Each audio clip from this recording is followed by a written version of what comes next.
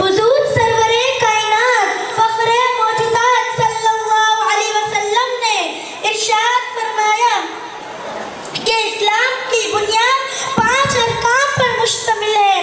Number 1، اس بات کی گواہی دینا کہ اللہ کے سوا کوئی معبود نہیں اور محمد صلی اللہ علیہ وسلم اللہ کے رسول ہے۔ نمبر 2، نماز قائم کرنا۔ نمبر 3، زکوٰۃ دینا۔ نمبر 4، بیت اللہ کا حج کرنا۔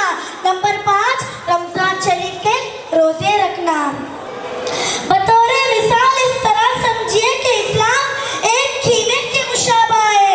خیمہ لگاتے وقت ایک لکڑی درمیان میں اور باقی 4 کونوں میں 4 لکڑیاں لگائی جاتی ہے۔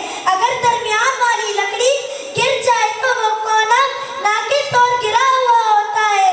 اس لیے ہمیں اسلام کے اس خیمے کا درمیان والا حصہ کلمہ شہادت ہے اور 4 کونے نماز، روزہ، حج اور زکوٰۃ مضبوط کرنی چاہیے۔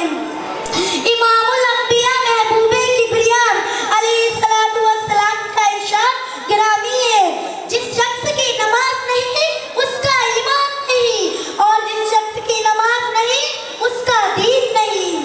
اس حدیث پاک سے معلوم ہوا کہ بے نمازی کا ایمان بارگاہ رب العزت میں غیر معتبر اور نامقبول ہے، اور جو لوگ نماز پڑھتے ہیں وہ رضا الہی پا کر جنت کے وارث بن جاتے ہیں۔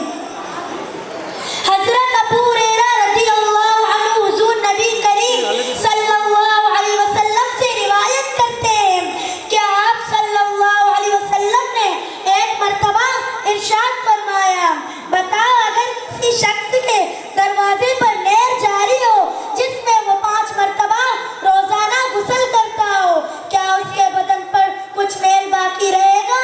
صحابہ کرام نے عرض کیا، کچھ بھی باقی نہیں رہے گا۔ حضور علیہ الصلوۃ والسلام نے فرمایا، یہ مثال 5 نمازوں کی ہے کہ جس نے ادا کی اللہ تعالیٰ نے ان کی وجہ سے اس گناہوں کو معاف فرما دیتا ہے۔ معلوم ہوا کہ نماز گناہوں کا کفارہ بن جاتی ہے اور دل کے آلودگی کو دور کرتی ہے۔